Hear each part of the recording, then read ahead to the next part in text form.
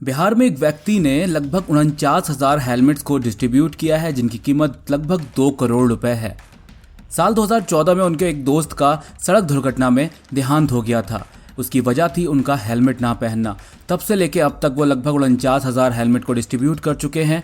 Fund की कमी के चलते जब उनके पास फंड नहीं रहा तो उन्होंने अपनी 3 बीघा ज़मीन बेच दी और अपने इस काम को जारी रखा। अब तक वो लगभग 22 स्टेट्स में 49,272 हेलमेट्स डिस्ट्रीब्यूट कर चुके हैं। इन स्टेट्स में बिहार, दिल्ली, यूपी, मध्य प्रदेश, राजस्थान, हरियाणा, वेस्ट बंगाल, झारखंड और हिमाचल प्रदेश शामिल हैं। एक बार फिर आपका बहुत बहुत स्वागत है संडे कार न्यूज़ एपिसोड में, जहां पर हम पूरे हफ्ते की कार न्यूज़ को शामिल करते हैं। आप देख रहे हैं ओके कार 24/7 यूट्यूब चैनल। अगर आपने अभी तक इस चैनल को सब्सक्राइब नहीं किया है तो सब्सक्राइब कर लें। शुरुआत करते हैं इस हफ्ते की सबसे बड़ी न्यूज़ के साथ। फोर्ड ने भारत को अलविदा कह दिया है। अब कोई भी नई गाड़ी का प्रोडक्शन यहाँ पर नहीं होगा। जो भी स्टॉक में है वो क्लियर होगा। इसके अलावा फोर्ड ने ये भी कहा है कि जितनी भी सर्विसेज हैं वो एज इट इज़ चलती रहेंगी। अगर आपने अभी गाड़ी ली है हाल ही में या पुराने ग्राहक हैं, उसके बाद भी आपको वो सारी सर्विसेज इंडिया में मिलती रहेंगी। और ये सारा काम समेटने में लगभग 1 साल तक का समय लग जाएगा। 2022 के मिड तक फोर्ड इंडिया से चला जाएगा। फोर्ड का इंडिया से जाने का मेन कारण यही है कि अब तक 7 सालों में फोर्ड ने इंडिया में लगभग $2.5 बिलियन इन्वेस्ट किए थे, जिसमें $2 बिलियन का उसको नुकसान हो गया। फोर्ड के भारत से जाने के फैसले से लगभग 4,000 से ज़्यादा एम्प्लॉयज़ पर इसका फ़र्क पड़ेगा और कई सारी चीज़ें हैं जो निकल कर के सामने आ रही हैं। हमने इसके लिए एक डेडिकेटेड वीडियो बना दिया है, लिंक आपको डिस्क्रिप्शन में मिल जाएगा। अगली अपडेट फोर्ड की तरफ से ही है। नई फोर्ड इको स्पोर्ट फेसलिफ्ट को भारत में लॉन्च होना था, लेकिन अब ये खबर आ रही है कि फोर्ड इको स्पोर्ट का फेसलिफ्ट वेरिएंट अब लॉन्च नहीं होगा। प्रोडक्शन बंद हो जाने के बाद ये अनाउंसमेंट कर दी गई है कि जो latest Ford EcoSport facelift का लॉन्च होना था उसको कैंसिल किया जा रहा है। अगली अपडेट महिंद्रा की तरफ से। नई महिंद्रा स्कॉर्पियो को कई बार टेस्टिंग के दौरान तो देखा ही जा चुका है। हालांकि इस साल इसको लॉन्च हो जाना था, लेकिन लॉन्च डिले हो गया कोविड-19 के चलते। XUV 700 वो भी बहुत ही लेट आ रही है, 2 अक्टूबर को लॉन्च होना है उसका, लेकिन स्कॉर्पियो अगले साल तक आ जाएगी। लेकिन नई वाली स्कॉर्पियो की कुछ लेटेस्ट अपडेट सामने आई हैं। इस गाड़ी के जो लीक सामने आए हैं उनसे इसमें साफ पता चल रहा है कि इसके फ्रंट में LED हेडलाइट्स, LED DRLs और 6 स्लेट वाला ग्रिल दिया होगा। साथ ही projector fog lamps, LED tail lights petrol और डीजल दोनों में मिलेगी। मैनुअल और ऑटोमेटिक दोनों ही ट्रांसमिशन में। अग्रेसिव प्राइसिंग रहने वाली है नई स्कॉर्पियो की, तो अगले साल के मिड तक हो सकता है इसकी अनाउंसमेंट भी कर दी जाए। अगली अपडेट MG की तरफ से। MG मोटर्स की mid size SUV MG Astor को 15 सितंबर को भारत में पेश किया जाना है। हाल ही में इसको पहाड़ों में टेस्टिंग के दौरान देखा गया। पहली कार होने वाली है भारत की जिसमें आपको आर्टिफिशियल इंटेलिजेंस मिलने वाला है। इससे पहले इंटरनेट कार भी सबसे पहले MG ही भारत में लेकर के आए थे।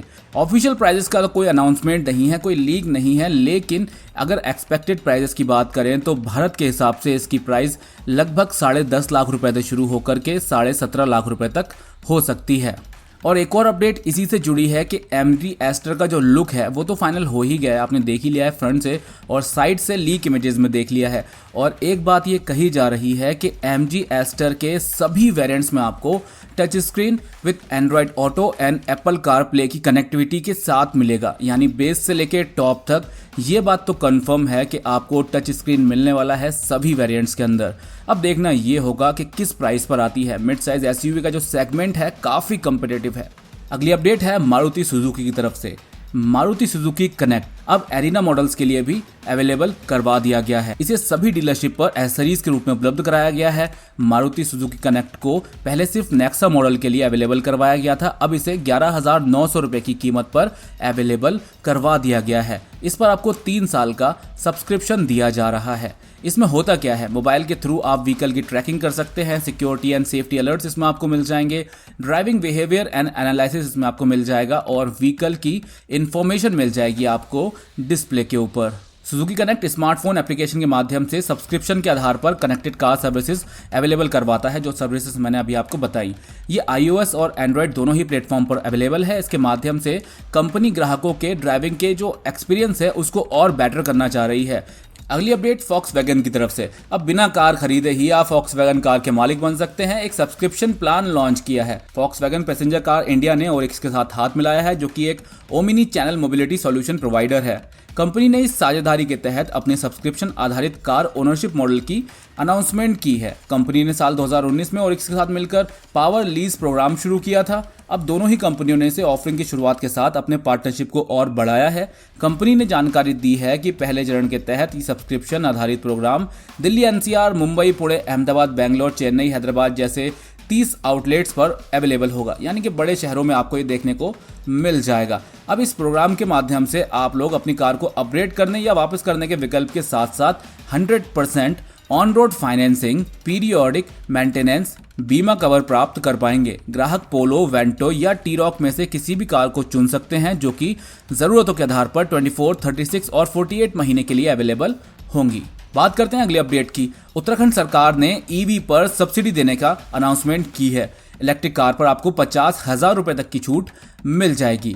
उत्तराखंड के मुख्यमंत्री पुष्कर सिंह धामी ने राज्य में इलेक्ट्रिक वाहन खरीदने वाले लोगों को सब्सिडी देने की अनाउंसमेंट की है। मुख्यमंत्री ने 9 सितंबर को हिमालय दिवस के अवसर पर वाहन से होने वाले प्रदूषण को कम करने के लिए इलेक्ट्रिक वाहनों को बढ़ावा देने के उद्देश्य से ये कदम उठाया है। धामी ने हिमालय दिवस के उपलक्ष्य में कहा कि ईवी पर यह प्रोत्साहन प्रदूषण नियंत्रण बोर्ड द्वारा दिया जाएगा।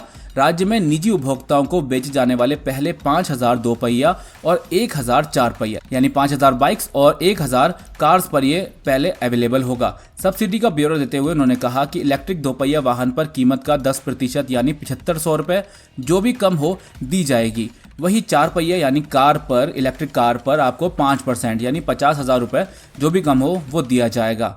और इसके अलावा पहले 250 चार्जिंग स्टेशनों पर लगाया जाने वाला इलेक्ट्रिक सरचार्ज 2 साल के लिए घरेलू श्रेणी में रखा जाएगा।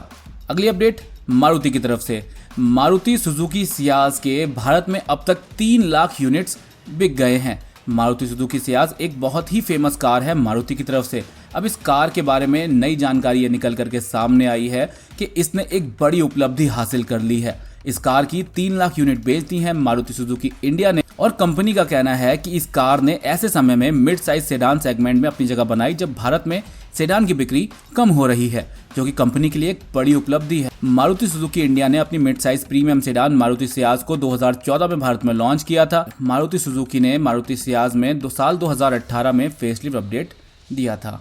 अगली अपडेट टोयोटा की तरफ से। टोयोटा इस साल 3 लाख कम कारों का उत्पादन करेगी।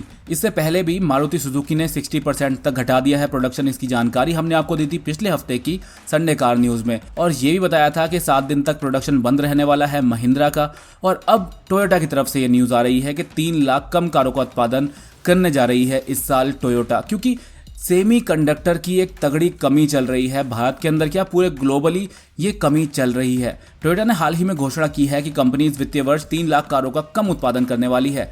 कंपनी ने इसका कारण चिप की कमी व कोविड की वजह से कई फैक्ट्रियों का बंद होना बताया है। इससे सितंबर में 70,000 यूनिट, अक्टूबर में 3,30,000 यूनिट प्रभावित होने वाली हैं, जिस वजह से वित्तीय वर्ष में कुल 90 लाख वाहनों का उत्पादन वो करने वाली है। हालांकि टोयोटा ने इस बात की अभी पुष्टि नहीं की है कि इससे कंपनी की कर्नाटक स्थित फैक्ट्री में उत्पादन प्रभावित होने वाला है या नहीं। कंपनी में टोयोटा भारतीय बाजार में Innova Crysta, Fortuner, Urban Cruiser, Glanza, Yaris, Camry, Vellfire जैसे मॉडलों की बिक्री करती है। इसमें से अब अर्बन क्रूजर और ग्लांजा का उत्पादन मारुति सुजुकी द्वारा किया जाता है। टोयोटा ने बताया कि दक्षिण एशिया में कोविड फैलने की वजह से ऑटो पार्ट्स की कमी हुई है। इसके साथ ही कंपनी ने यह भी बताया कि इसके बावजूद नवंबर और उसके बाद भी स्थिति क्या होगी इसकी जानकारी नहीं है, लेकिन कंपनी प्रोडक्शन प्लान में ही चलने वाली है। अब देखना होगा कि आगे स्थिति कैसी रहती है। इससे पहले मारुति सुजुकी और महिंद्रा ने अनाउंसमेंट की है अपने प्रोडक्शन को कम करने की, लेकिन भारत सरकार भी इस पे कई सारे प्लान्स लेकर के आ रही है। हो सकता है कि जल्द ही भारत में सेमीकंडक्टर का प्रोडक्शन शुरू हो जाए, लेकिन अभी इसका कोई प्लान तैयार नहीं है। चलिए बात करते हैं अगली अपडेट की। फोर्स कुरखा 15 सितंबर को लॉन्च की जाएगी। इंजन और फीचर्स के बारे में जानकारी उसी दिन सामने आएगी, क्या है ऑफिशियल, और बाकी जो ऑटो एक्सपो हुआ था पिछले साल उसमें इसको दिखा दिया गया था, अनवील किया गया था, गाड़ी को कैसी दिखती है, इंटीरियर एक्सटीरियर सब सामने आ गया था। अनुमानित कीमत इसकी 9.5 लाख रुपए बताई जा रही है। ये महिंद्रा थार के लेवल की गाड़ी होने वाली है, यानी कि इसकी महिंद्रा थार की कंपटीटर होने वाली है। इसकी डिटेल अपडेट हम आपके लिए डेडिकेटेड वीडियो में लेकर के आएंगे 15 सितंबर को। इसके बाद 23 सितंबर को फॉक्सवैगन टाइगवान को लॉन्च किया जाएगा और 2 अक्टूबर को महिंद्रा XUV 700 को सभी वेरिएंट्स के साथ लॉन्च कर दिया जाएगा 2 अक्टूबर को। तो दोस्तों ये थी इस हफ्ते की बड़ी कार न्यूज़। तो फिलहाल इस वीडियो के लिए इतना ही। उम्मीद है आपको ये वीडियो पसंद आया होगा। अगर वीडियो पसंद आया हो तो इस वीडियो को लाइक कर दें और कार 24/7 यूट्यूब चैनल को सब्सक्राइब कर लें। Thank you for watching.